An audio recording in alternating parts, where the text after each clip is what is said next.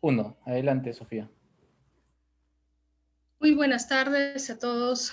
A nombre del Instituto Peruano por la Libertad les damos la más cordial bienvenida a este segmento que lo hemos denominado La Hora del Liberal Peruano. Por lo que le recordamos a nuestros participantes también que nos acompañen en esta jornada que iniciamos a partir del día de hoy. Antes de pasar con nuestra presentación a nuestro expositor, me gustaría señalar que el Instituto Peruano por la Libertad tiene como uno de sus objetivos promover una sociedad de ciudadanos libres y responsables, buscando generar las condiciones de la realización integral de la persona, propiciando una amplia participación en diversos aspectos de la vida en sociedad. Es por ello que he organizado en forma conjunta con la Fundación Friedrich Naumann este espacio denominado La Hora del Liberal Peruano, por lo que voy a ceder el uso de la palabra al representante de la Fundación, George Denner. Muy buenas tardes a todos ustedes, espero que estén bien, ustedes también y sus familias. Somos la Fundación Naumann, una de 6 fundaciones políticas de Alemania. En Alemania, cada partido que tiene una representación en el Parlamento Federal tiene el derecho de tener o formar una fundación política que difunde y representa los valores de este partido, pero no somos parte de los partidos. Nosotros, como Fundación Naumann, somos afiliados al Partido Liberal en Alemania, pero no solamente trabajamos en Alemania, trabajamos también en todo el mundo, en casi 70 países. Acá en América Latina tenemos 4 oficinas, en México, en Honduras, en Argentina, en Perú, y la oficina en Perú funciona y trabaja como una oficina regional por todos los países andinos, que son Venezuela, Colombia, Bolivia, Chile, Ecuador y Perú. Y en todos esos países trabajamos en fortalecer los valores y las ideas del liberalismo y el fortalecimiento de la democracia. Entonces somos muy felices que podemos trabajar con el Instituto Peruano por la Libertad y hacer y organizar estos eventos. Entonces, muchas gracias a nuestros socios y empezamos con el evento. Muchas gracias. Muchísimas gracias, George. Bueno, y ahora sí me complace en presentar a Nicolás Márquez.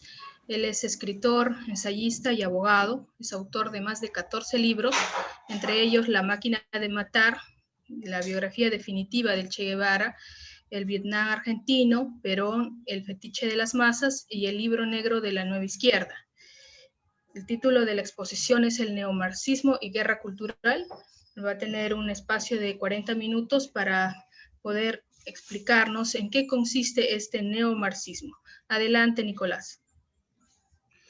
Bueno, muchísimas gracias por la invitación, muchísimas gracias a George. Yo ya lo había tratado en algún simposio, así que verlo a través de la cámara, le mando un abrazo. Gracias, Sofía. Gracias a la Fundación Naumann, al Instituto que obró de anfitrión. Así que, a todos los que pensaron en mí para poder conversar un rato. Gracias. Nosotros, cuando comenzamos con todo este periplo junto con Agustín, advertíamos que la izquierda había tenido una gran mutación.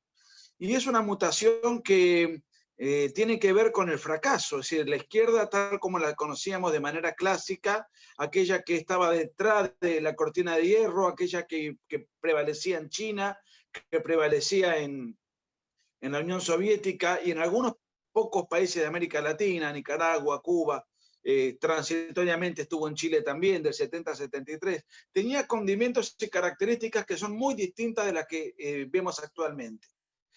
Por eso le llamamos neomarxismo, porque aquello era un marxismo clásico y esto es un marxismo reciclado. ¿Cuál es la diferencia entre una cosa y otra? El marxismo clásico buscaba el conflicto a través de lo que se conoce popularmente como la lucha de clases. Esto es, clases subalternas versus clases superiores, o en jerga marxista, el conflicto se daba entre propietarios o detentadores de los medios de producción y proletarios, que eran los explotados. Resulta que en Occidente esto no fue así, no se fue dando así, porque la democracia liberal capitalista le iba dando al obrero, al asalariado, un estándar de vida muy bueno, un estándar de vida de prosperidad, de movilidad social ascendente. ¿Qué es lo que generó esto? Generó en el obrero del occidente capitalista y demoliberal que el obrero no quería cambiar el mundo, lo que quería era cambiar el automóvil, y podía cambiar el automóvil, y podía ascender de clase social, y podía sacar una hipoteca y comprarse su propia casa. Eso es lo que le permitía al mundo capitalista. Entonces, del otro lado de la cortina de hierro, esto no solamente no era así, sino que cuando se produce el quiebre a partir de lo que es el muro de Berlín, de la caída del muro de Berlín en el 89, de la disolución de la Unión Soviética en el año 91, la izquierda dice, bueno, ¿qué hacemos ahora? Conflictos de clase ya no podemos forjar porque hemos fracasado. ¿Qué es lo que tenemos que hacer? A ver, empieza otro tipo de conflicto y otra forma de conflicto, pero no es algo que surge de un día para el otro. Lo que se conoce como neomarxismo son los pensadores del siglo XX que forjaron una mirada para hacer la revolución en Occidente muy distinta de la que se llevó adelante en otros lugares. Y que no era la revolución a lo guevarista, a lo guerrillero, a lo terrorismo, como sucedió en tantos lugares, y Perú conoce perfectamente bien de qué les hablo, del MRTA, de Sendero Luminoso. Y esto podríamos manejarlo en muchas variables. Lo que se pensó es que en los países prósperos del primer mundo, Estados Unidos, los países europeos, lo que tenemos que hacer es destruir los cimientos de su civilización, llevar el conflicto no ya como guerra de clases o como lucha de clases, sino como conflicto de tipo cultural. Vamos a ver algunas placas ahora para ver cómo ha cambiado el conflicto económico por el conflicto de tipo cultural. A ver si me ayudan, yo no sé manejar bien el PowerPoint.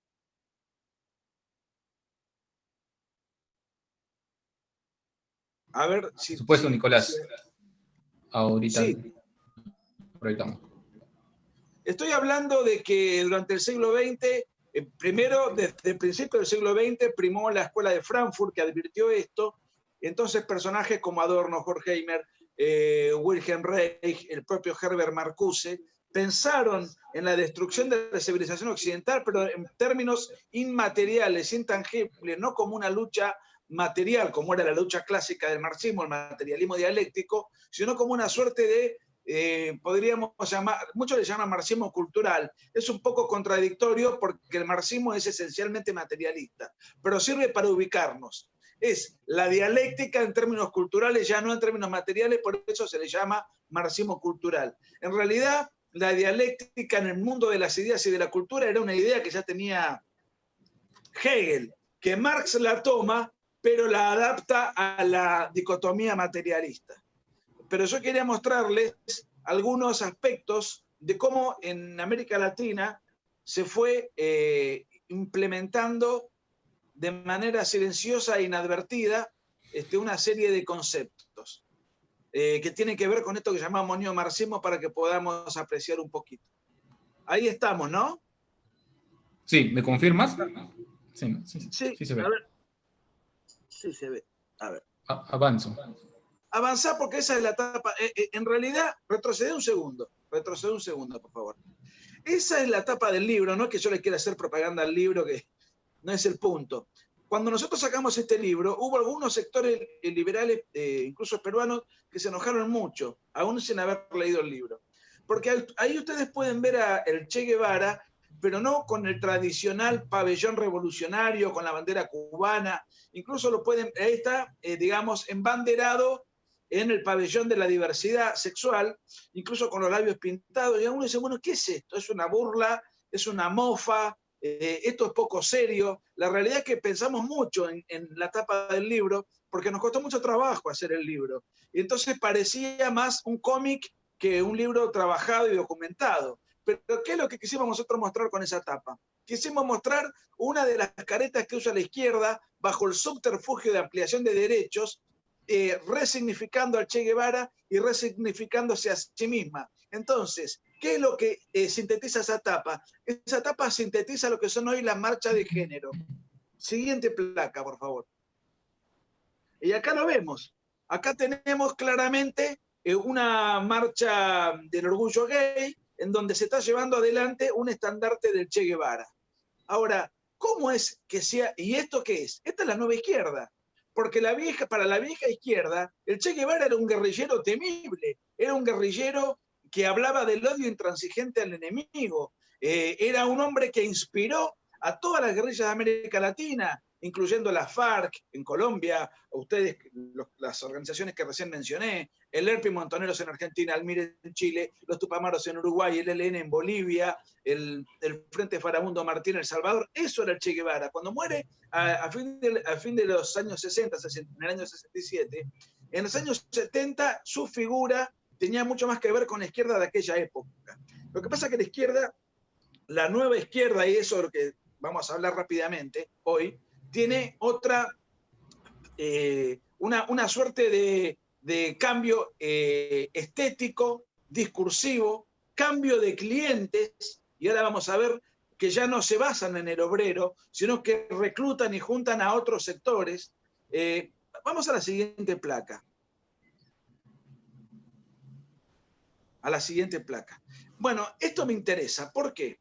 Porque en realidad, si algo tenía Ernesto Guevara de la Serna de particular, es haber creado el primer campo de concentración para castigo de homosexuales en la península de Guanacavive, y esto fue lo que hizo Cuba durante su prolongada tiranía, que infortunadamente hoy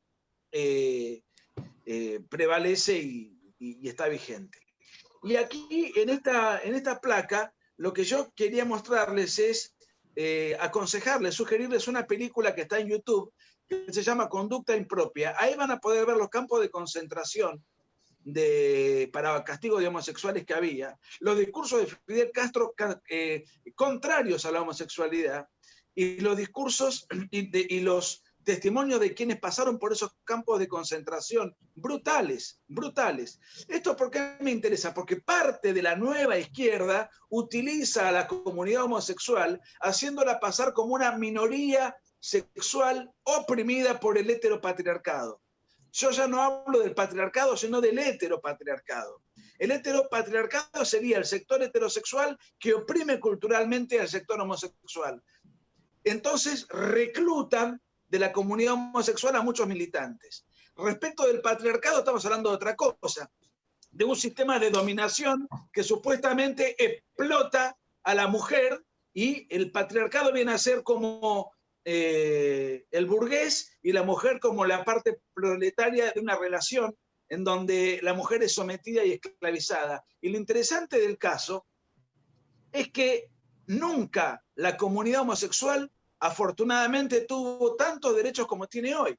Tienen sus propios clubes, sus bares, pueden expresarse, pueden marchar en las calles, pueden tener sus propios grupos de WhatsApp, sus propios grupos de Tinder, pueden ser profesionales, empresarios, candidatos, aspirantes a candidatos políticos. Entonces uno se pregunta, ¿y entonces por qué ahora son reclutados para manifestaciones cuando ya afortunadamente no padecen ninguna discriminación injusta?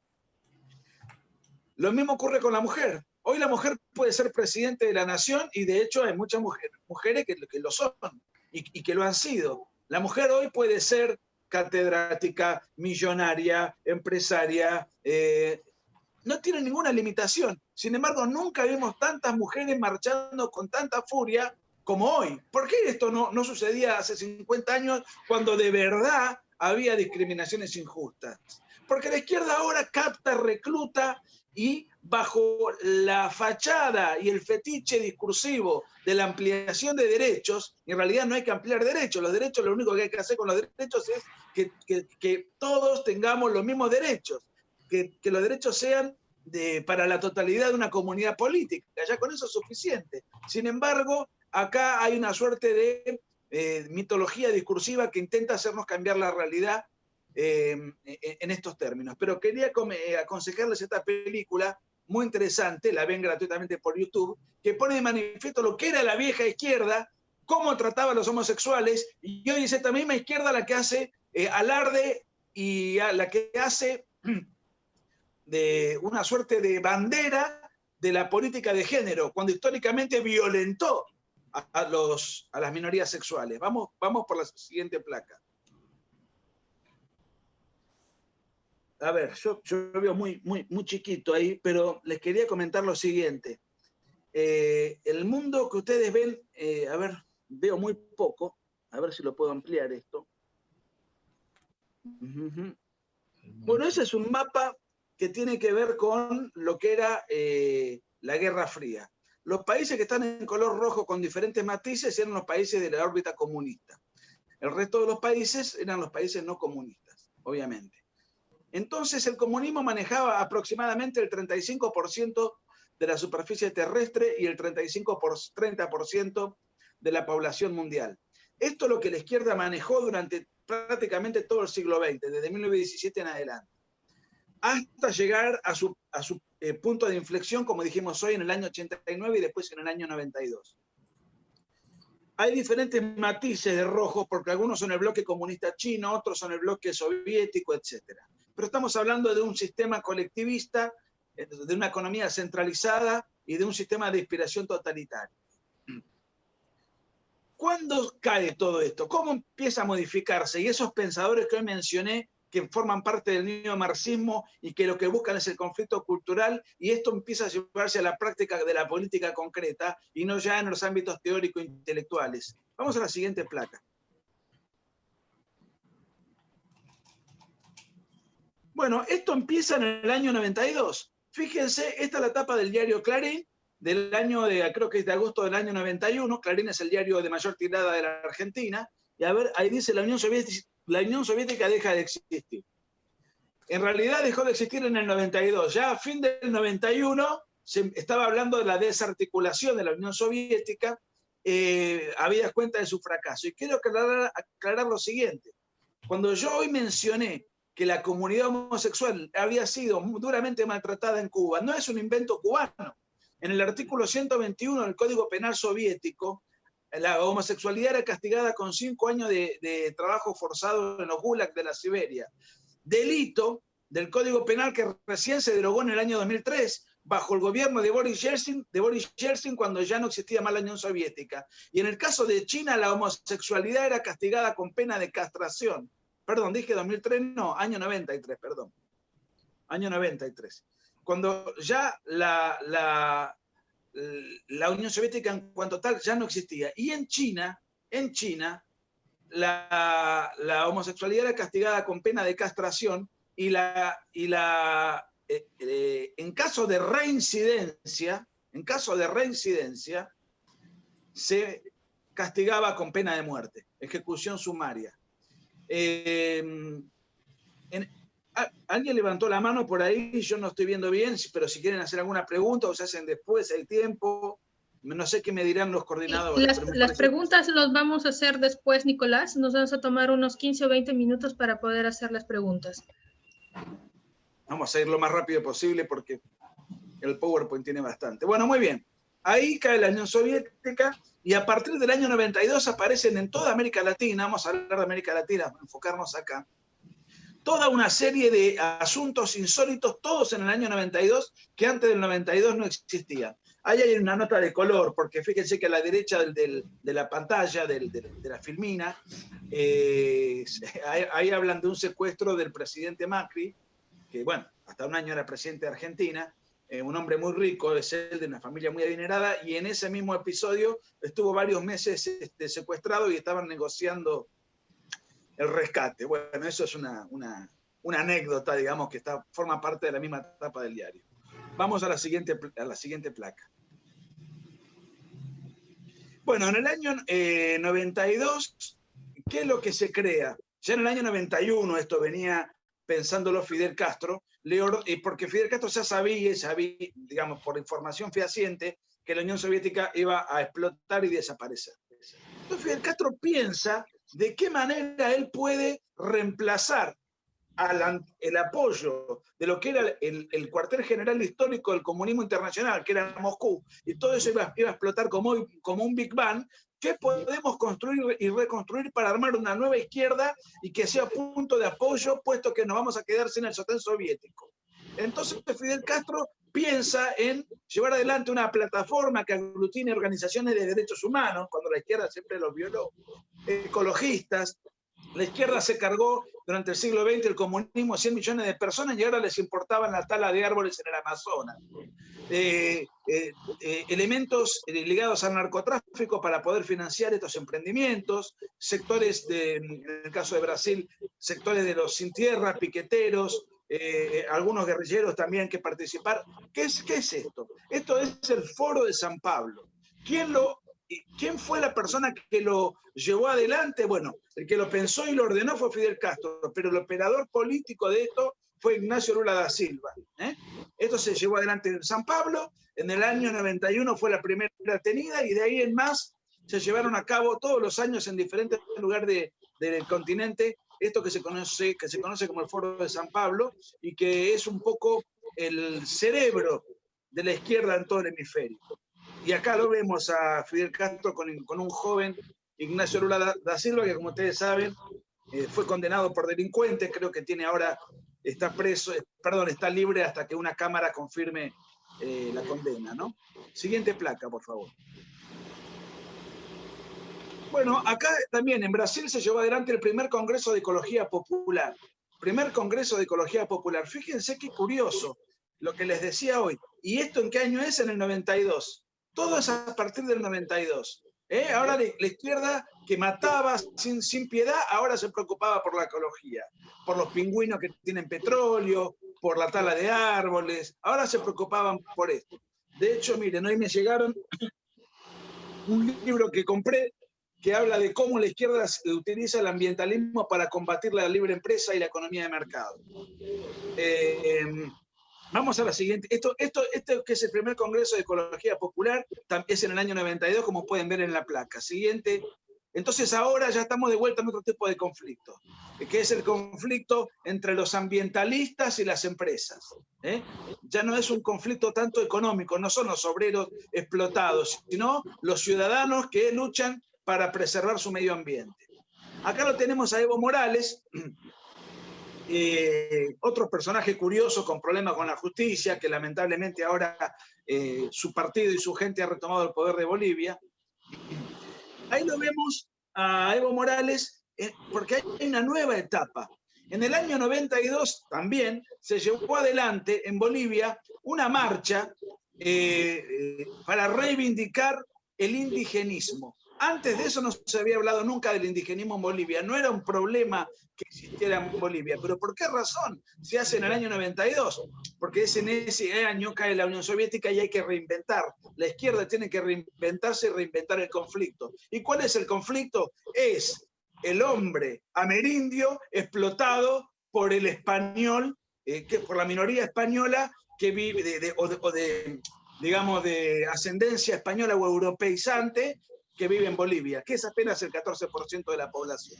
Pero les quiero tirar un dato. La primera marcha indigenista se lleva adelante en 1992, pero esa no fue la excusa. ¿La excusa cuál fue? La excusa fue hace 500 años que Cristóbal Colón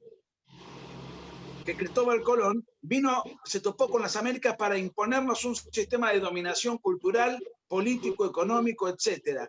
Entonces nosotros tenemos que marchar para reivindicar nuestra tradición ancestral. Y no solo nuestra tradición ancestral, sino para reivindicar nuestra madre tierra y la Pachamama. Ahora vean ustedes, en realidad, ¿por qué se hace esto? No solamente para forjar un conflicto, sino que la madre tierra es aquella dentro de la cual se llevan adelante los cultivos de coca, que es la materia prima de la cocaína. Porque Evo Morales llegó al poder no por el voto de los que mascaban coca, sino por el dinero que les proveía el narcotráfico. Él dirigía 6 confederaciones que formaban parte de una federación que es parte constitutiva de una cadena delincuencial de productora de cocaína. Por eso Bolivia es el segundo productor de cocaína más importante del mundo. 150 150.000 toneladas por año, y el primero es de producción, y el primero es Colombia con la FARC, 600.000. Bueno, pero acá quiero mostrarles esto. Evo Morales debuta políticamente en el año 92. Siguiente placa. En el año 92, en Venezuela, se produce un intento de golpe de Estado y lo hizo Hugo Chávez. En el año 92, fíjense la cantidad de cosas. Y acá nace el proyecto bolivariano.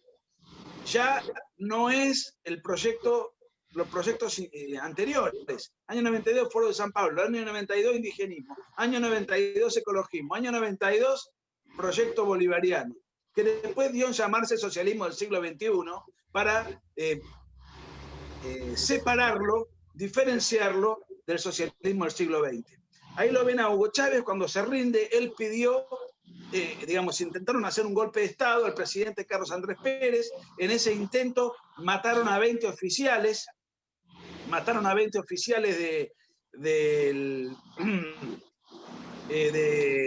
que formaban parte de la oficialidad gobernista, y quisieron matar al presidente, no pudieron. La rebelión fue sofocada y Hugo Chávez pactó rendirse si le dejaban dar una conferencia de prensa. Entonces dio esa conferencia de prensa, que ustedes pueden buscar en internet, dio esa conferencia de prensa con una gran capacidad de oratoria que él tenía. Lo conoció todo Venezuela, lo conoció el mundo entero, estuvo preso 2 años, la izquierda internacional presionó para que salga de la cárcel, salió a fin del 94, en el 95 empezó su campaña electoral, financiada por el Foro de San Pablo, que a su vez era financiado por la FARC, que a su vez las FARC se financiaban con la explotación de cocaína, y entonces pudo llevar adelante una importantísima campaña en Venezuela, Hugo Chávez, y consagrarse presidente en el año 98, y en el 99 asume. Entonces tenemos que, fíjense la cantidad de personajes ligados al Foro de San Pablo que llegan al presidente, y todos empiezan a militar a partir del 92. Lula, Evo Morales, Hugo Chávez. Siguiente placa, por favor. Y acá, este es un tema en el cual nos hemos especializado con Agustín, que tiene que ver con lo que ya, un poco con la introducción que yo hice, que tiene que ver con la ideología de género. En el año 1992, por primera vez, se lleva adelante en toda Iberoamérica una marcha por el orgullo gay, en Buenos Aires, año 92, donde había libertades absolutamente contempladas, donde ningún homosexual era perseguido por ser tal, donde había plenos derechos. Ahora, los que organizaron esta marcha son 2 dirigentes, Roberto y Carlos Jáuregui, 2 hermanos, ambos homosexuales, que dirigían. Uno, la Fundación Huésped, que es la que hoy hace los programas de género en los textos educativos de los niños, y el otro, el presidente de la comunidad homosexual argentina. Ambos activistas, líderes y dirigentes homosexuales. Ahora, ¿qué pasa? Ellos mueren en la década del 90 de SIDA, pero esta fue la primera marcha que se conoció en toda la América Española, y bueno, después se han replicado en otros ambientes. Entonces tenemos, y la primera fue en el 92, entonces en el 92 nace el ecologismo, nace el indigenismo, nace las marchas del orgullo gay, nace el Foro de San Pablo, el proyecto bolivariano. ¿Y por qué en el 92? Perdón que sea reiterativo, pero es el año en el cual hay que reinventar a la izquierda, porque la izquierda acababa de desplomarse del mundo. Y voy a abrevar un poquito en este tema de género, porque es el más urgente, el que más se aplica hoy bajo el subterfugio de la ampliación de derechos. Y lamentablemente, en muchos ambientes liberales se ha comprado esto. Lamentablemente, y con buenas intenciones, se cree que se están ampliando derechos a minorías históricamente postergadas, pero en realidad esos derechos se están restringiendo y condicionando. Y ahora vamos a ver algo de todo eso. Siguiente placa. Bueno, esto es muy interesante. En el año 92 sale a escena un libro famoso de Francis Fukuyama que se llamó, bueno, porque de acá no lo veo, El fin de la historia y el último hombre. El fin de la historia y el último hombre. Entonces, ¿qué decía Fukuyama? Cayó el comunismo. cayó el sistema colectivista. Ahora el mundo marcha hacia un sistema demo-republicano liberal. Ahora el modo de ser occidental, la libertad individual y la propiedad privada van a ser las características fundamentales de la sociedad que ahora florece a nivel masivo y que no solamente era restringida a los países del mundo libre. Entonces este es el fin de la historia. Es el fin del combate, el fin del totalitarismo, ahora viene el fin de la historia. Y entonces esto distiende la reacción. El libro se llama, de acá no lo veo bien, El fin de la historia del último hombre, si mal no recuerdo. Esto, ¿qué hace? La intelectualidad, los sectores de Occidente se aflojan, creen que ya ganaron, creen en un determinismo liberal, así como el marxismo creía en el determinismo histórico, es decir, que inexorablemente iba a haber marxismo. Muchos intelectuales y pensadores liberales creyeron que en el determinismo histórico liberal, es decir, vamos a ir hacia un sistema liberal que se va a instalar, se va a consolidar, se va a afianzar y va a quedar perpetuado porque esto ya está determinado por la historia.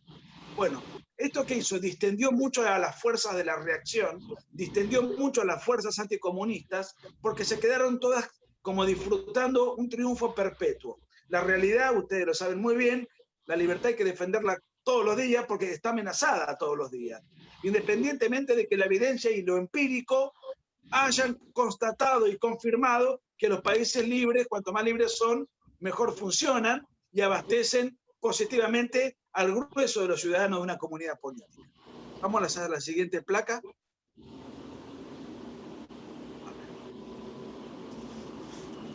Bueno, dentro de las diferentes caretas que utiliza la izquierda para presentarse en sociedad, en la cual nos hemos especializado con Agustín y en la cual hemos hecho énfasis porque creemos que es la más importante, sobre todo lo conocen muy bien los peruanos con los movimientos impresionantes que han hecho, denominados Con mis hijos no te metas, que son movimientos, aunque no parezcan, y aunque muchas veces se vean como místicos, son movimientos libertarios. Le están diciendo al Estado: a mis hijos los educo yo, con mis hijos no te metas. Le están diciendo al Estado que retroceda. Por eso me interesaba enfatizar un poco esto. Le están diciendo al Estado: no me adoctrines a los niños, no me los manipules, no me los condiciones, deja que yo le inculque mis valores. Y ahí aparece el concepto de libertad individual y el concepto de familia como sociedad arquetípica. La familia es la sociedad civil arquetípica que sirve como freno ante la prepotencia del Estado. Esto lo ha desarrollado muy bien Ancho Bastos cuando rescató a la familia, lo mismo César Vidal, como organización nuclear para frenar el avance del Estado. Vamos a la siguiente placa. Bueno, acá vemos, esto es Argentina, son dos personas, varones, que el Estado les otorga un documento nacional de identidad contrario a su naturaleza biológica. A ver, que cada uno en su vida personal haga lo que le plazca. Lo que hace el Estado con esto es, a través de las leyes de género, primero, contrariar aquello que nos es dado conforme a la naturaleza. El Estado acá está engañando, mintiendo y imponiendo leyes que no son contestes con la realidad objetiva y que además, si una persona osa decir que estos dos no son mujeres, sino que son señores, esas personas, por decir la verdad, son sancionadas por el Estado y por organismos del Estado que operan como verdaderas policías del pensamiento y que van condicionando y formateando la manera de pensar y la manera de hablar, a tal punto que ahora ya tenemos el lenguaje inclusivo, que por ahora es opcional. Vamos a ver hasta qué punto es opcional y hasta cuándo, porque esto va a pasar a ser obligatorio. Por ejemplo, en Argentina y en muchos países, señalar que estas dos personas son objetivamente varones, independientemente de que tienen todo el derecho de tener una apariencia, lucir como quieran, el que señala una realidad objetiva de estas características corre riesgo grave de ir preso. Siguiente placa. Todavía no es de ir preso, pero sí de ser sancionado civilmente y de ser perseguido políticamente. Esto es lo que se conoce como matrimonio homosexual. La realidad, esto forma parte de esta nueva maniobra distractiva y condicionante. No existe el matrimonio homosexual. El matrimonio viene de mater, de matriz. La matriz es el útero materno. El matrimonio es la unión a partir de la cual, por las cualidades inherentes del vínculo, existe la posibilidad, la potencialidad de maternidad. Al no existir tal cosa, este vínculo carece de naturaleza matrimonial. Ahora, las dos personas del mismo sexo pueden irse a vivir juntos, que se vayan ya, tienen todo el derecho. Pueden comprar un departamento juntos, por supuesto. Pueden heredar, por supuesto, basta con hacer un testamento. Es decir, fíjense que todo esto ya está contemplado. Sin embargo, hay nuevas leyes para minorías, que en realidad cuando hay leyes para minorías específicas, no son leyes intrínsecamente justas, sino que son privilegios. Son privilegios. Ya tenemos las leyes generales dentro de la cual hay un principio de igualdad ante la ley. Cuando ya tenemos que estar haciendo todo un condicionamiento ideológico, lingüístico, ya nos estamos apartando del concepto propagandístico de la ampliación de derechos, que no es tal cosa. Porque esto no es una ampliación de derechos. Estas dos personas tienen los mismos derechos que tenían antes. Tienen los mismos derechos que tenían antes. Lo que pasa es que ahora hay una suerte de visibilización de situaciones en donde a partir de ahí surgen otros derechos derivados que son bastante peligrosos, tal como lo vamos a ver. Siguiente placa.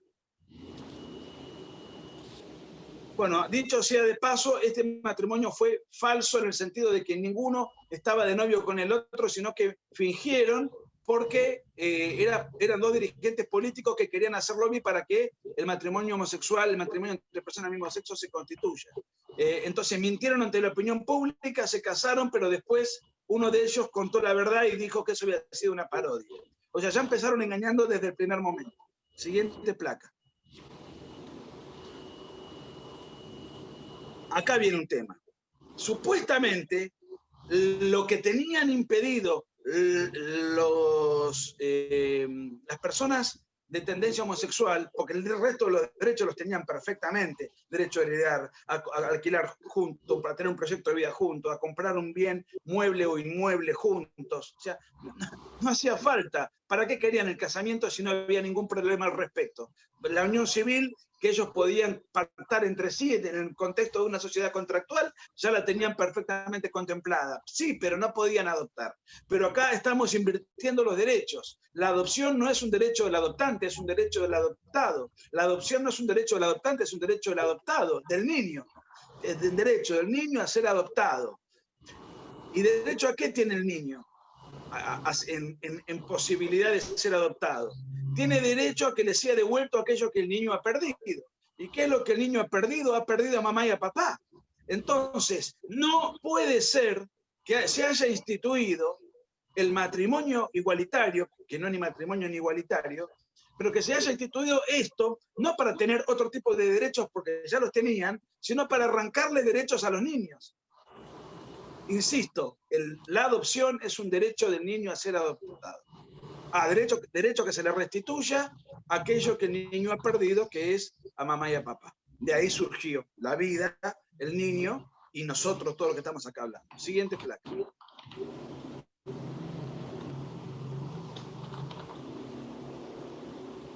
Bueno, todos aquellos que opinamos tal como yo vengo dialogando, bueno, monologando, somos tachados enseguida de ser homofóbicos.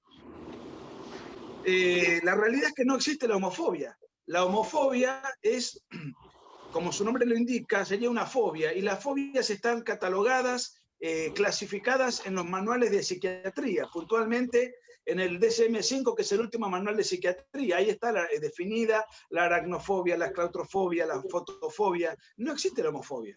La homofobia es una palabra inventada que lo que busca es satanizar, etiquetar, desacreditar a todo aquel que emita una opinión en desacuerdo con la ideología de género. Vos sos un homofóbico. Y tiene un agravante más. Se le acusa a esa persona de padecer un desorden mental, un desorden psiquiátrico, que es una fobia. Entonces, se patologiza al disidente. Se patologiza al disidente. Si ustedes recuerdan, por ejemplo, para ver el uso político de esto, la masacre de Orlando, en donde en la ciudad de Orlando, en Estados Unidos, un energúmeno ingresó a una discoteca gay con una suerte de arma de guerra y en un santiamén mató unos 50, 60 personas que estaban en la discoteca un sábado de la noche. La discoteca explotaba de gente, así que con apenas unas maniobras pudo matar un montón de personas y un agente de seguridad le pegó un tiro. En todas las redes sociales explotaron basta de homofobia, basta de homofobia. Ahí tienen, por ejemplo, una noticia, la homofobia mata, la homofobia mata. Pero resulta que nunca más se habló de este caso. ¿Por qué nunca más se recordó este caso? ¿Por qué cada vez que se cumple un aniversario de este episodio, las redes sociales no son inundadas, los artistas de Hollywood y todo el aparato comunicacional progresista hoy vigente no recuerda este episodio? Nunca más se habló de esto. ¿Por qué razón? Por la siguiente razón que vamos a ver en la siguiente placa. Sí, querido Nicolás, ¿me permites, digamos, hacer aquí un paréntesis para poder hacer algunas preguntas y comentarios? Ya que nos quedan más o menos unos 15 minutos. Una sola cosa, entonces. La persona que cometió ese crimen aberrante de matar tantos participantes de esa discoteca también era homosexual y estaba celoso porque su pareja estaba ahí adentro. Entonces, no puede ser homofóbico alguien que es homosexual. Entonces dijeron, bueno, listo, las 50 personas que murieron, mala suerte. No nos interesa su dignidad ni recordarlos, porque no nos sirve políticamente. Entonces, fíjense cómo utilizan la palabra y la van aplicando en tanto y en cuanto hacen uso político de ello, y esto no tiene nada que ver con la ampliación de derechos. Las conferencias mías son bastante largas, les pido disculpas, pero bueno, cortamos acá y dejamos esto a las inquietudes de los que están escuchando. Gracias. Bien, muchas gracias. A lo largo de la historia, como tú muy bien lo has referido, la izquierda ha sufrido diversas transformaciones, todas ellas para poder delinear sus estrategias revolucionarias. ¿Cómo es que llegamos del marxismo al postmarxismo? Si nos pudieras explicar, por favor. Porque muchos pensadores, y esto tiene que ver con algunos que ya he mencionado, advierten que el marxismo, en cuanto a lucha de clases, pierde terreno en la sociedad capitalista, liberal y avanzada, porque ya no hay lucha de clases, sino una convivencia de clases en armonía. Entonces, la consigna, y esto lo dice Herbert Marcuse, es ¿cómo podemos hacer para destruir a una sociedad que funciona bien? Bastante cínico, porque si funciona bien, ¿para qué la querés destruir? Pero esto lo dice Marcuse en un libro famoso que se llama Eros y Civilización. Marcuse, ¿quién era? Bueno, Marcuse, al igual que otros pensadores que yo mencioné, Horkheimer,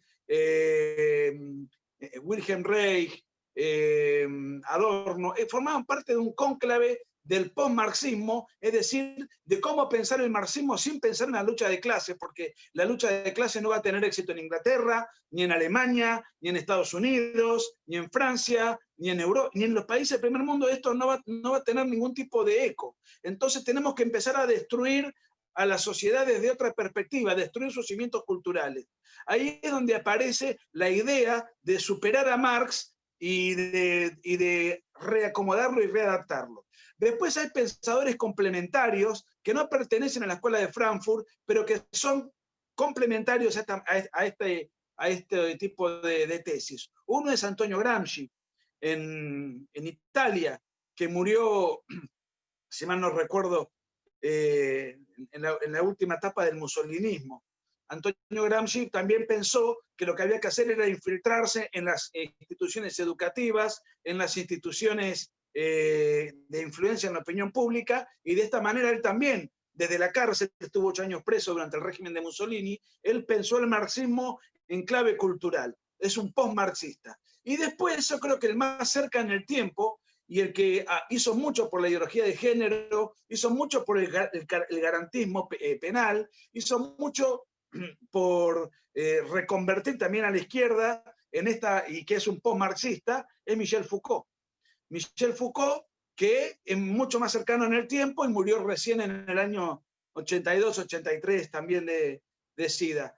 Yo creo que, claro, todos los personajes que estoy mencionando, todos vivieron en países prósperos, Todos vivieron en países en donde predicar la lucha de clases era absurdo. Así que me parece a mí que el postmarxismo tiene que ver con eso, con pensadores que se dedicaron a estudiar cómo hacer una revolución cuando el obrero está alimentado y cuando el obrero tiene posibilidades de movilidad social ascendente. Y esos pensadores que a lo mejor debatían y estudiaban en microclimas intelectuales, hicieron eclosión muchos años después, incluso de ellos en vida.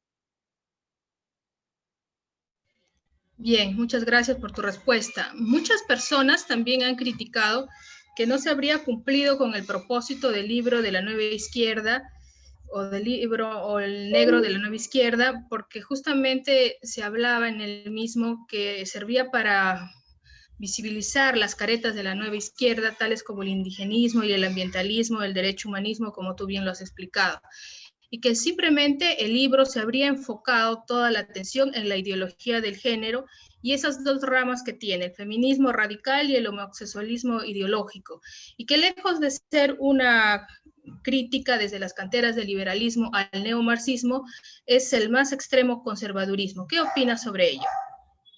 Bueno, dos cosas. Primero, nosotros en el libro dijimos, lo expresamos y no lo cumplimos, que íbamos a hacer otros libros para abordar la temática del ambientalismo, del indigenismo, etcétera, etcétera.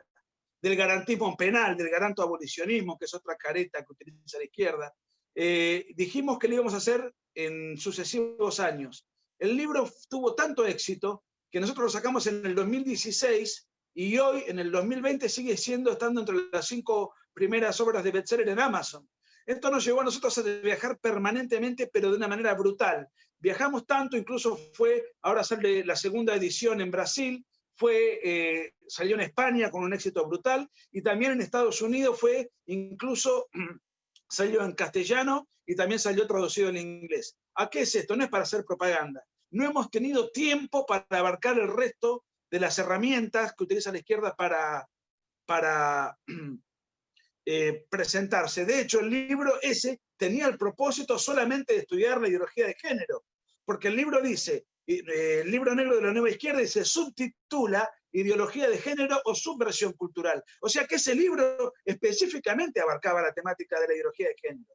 Lo dice el propio subtítulo. Lo que pasa es que nos retrasó las obras subsiguientes por la cantidad de trabajo que nos dio para difundirlo en tantas latitudes.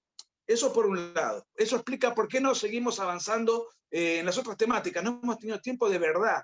Y este es el único año en el cual hemos parado.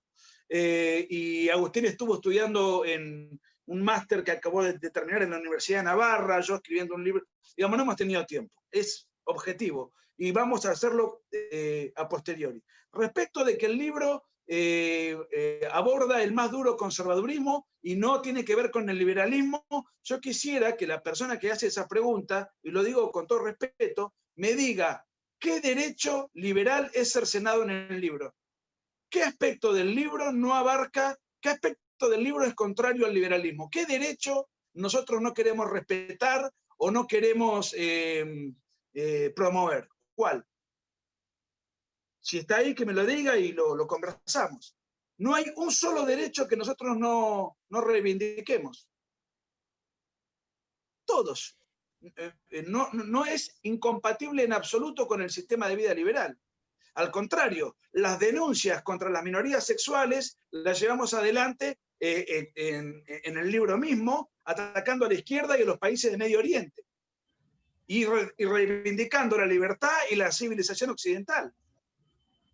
O sea, que puede tener un tinte conservador, sí, pero no es incompatible en absoluto con la libertad individual y con el liberalismo clásico. Que me digan cuál es el derecho. Si la persona que hizo la pregunta, con todo derecho, y está muy bien lo que pregunta, que me diga un derecho que no respetemos en el libro. Bien. Finalmente, creo que terminaríamos con esta pregunta. El feminismo ha registrado, no siempre ha registrado, ¿no? Ciertas críticas o debería haber sido criticado.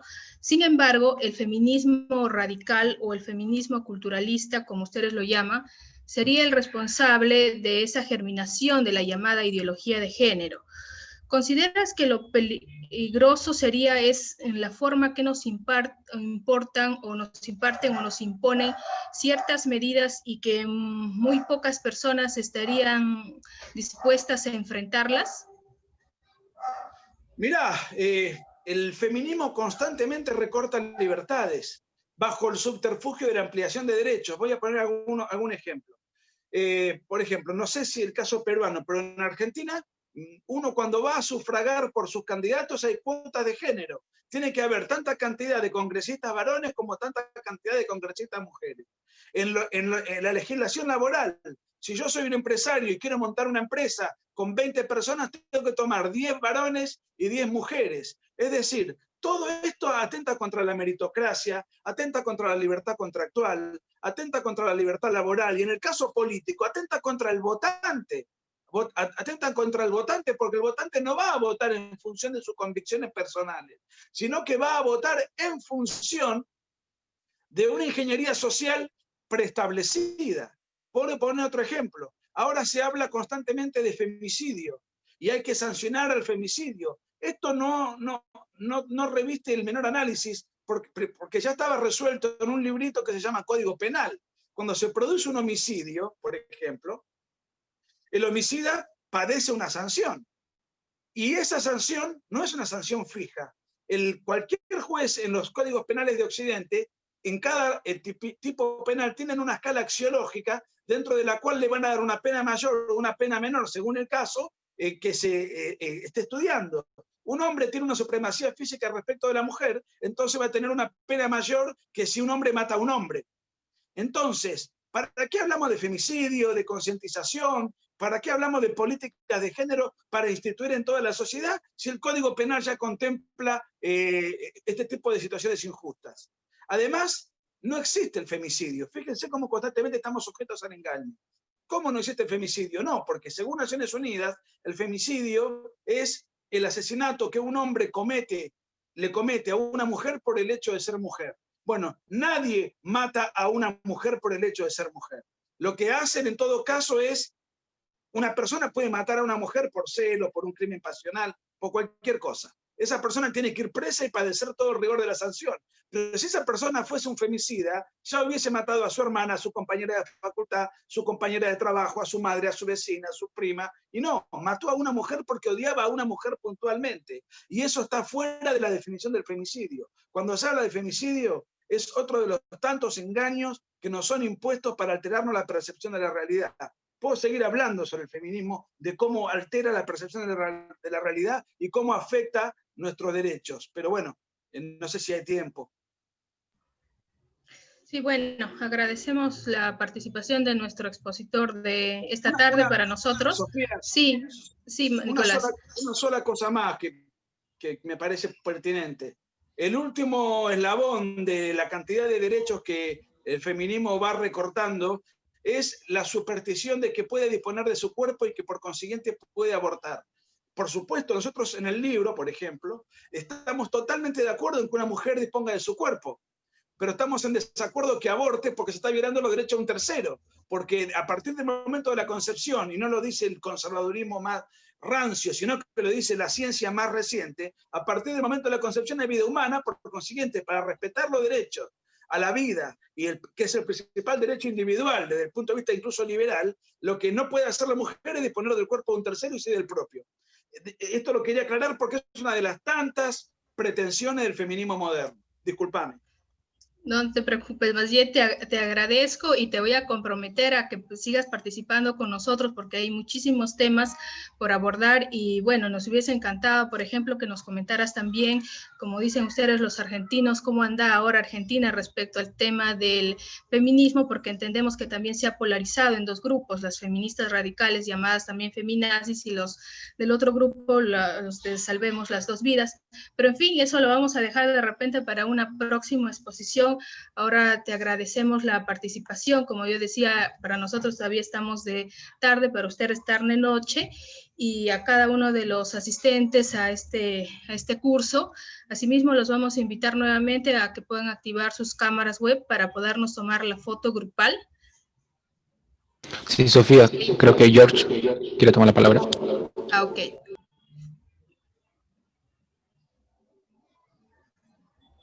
George, te cedemos el uso de la palabra.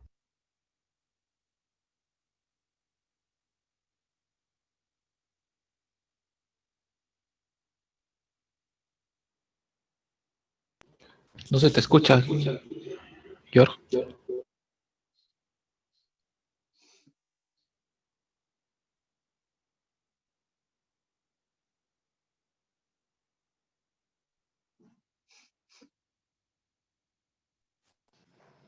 Hola, ¿me escuchas? Ahora yo lo Sí, escucho. ahora sí se escucha. Ok. Con respecto a algunos temas que dijo Nicolás, por ejemplo, homofobia, same-sex marriage y otras cosas, eso es una opinión dentro del liberalismo. No es una opinión que todos los liberales comparten.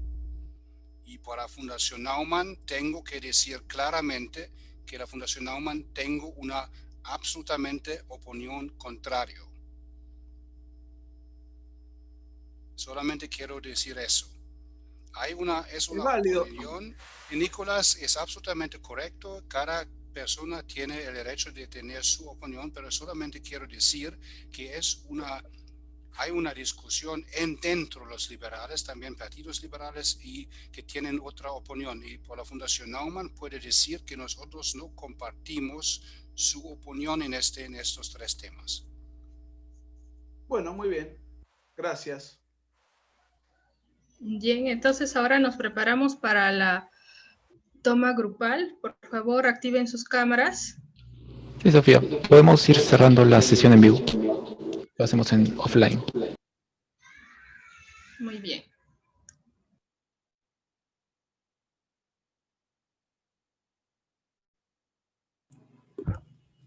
Bien, ya estamos fuera del aire.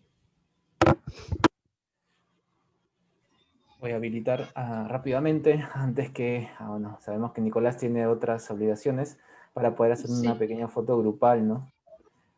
Justamente por eso veía la hora, Sí. para no retrasarlo un poco.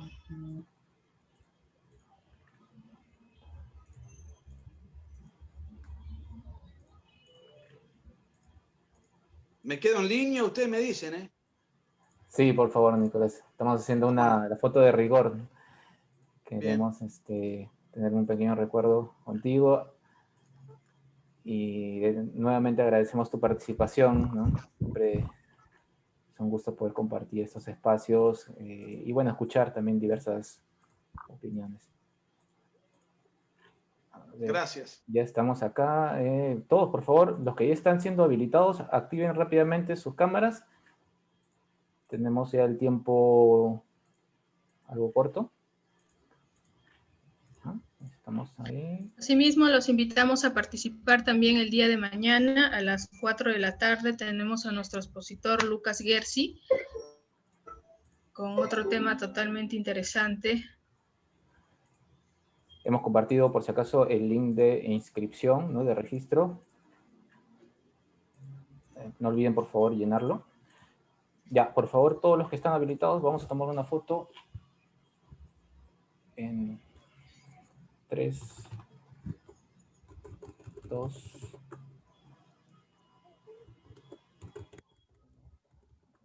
1. Una foto más, a ver.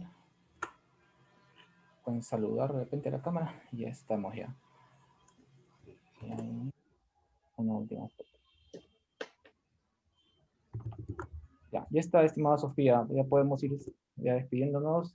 Muchas gracias nuevamente, Nicolás. Ok, muchísimas gracias Nicolás, y muchísimas gracias a todos los participantes.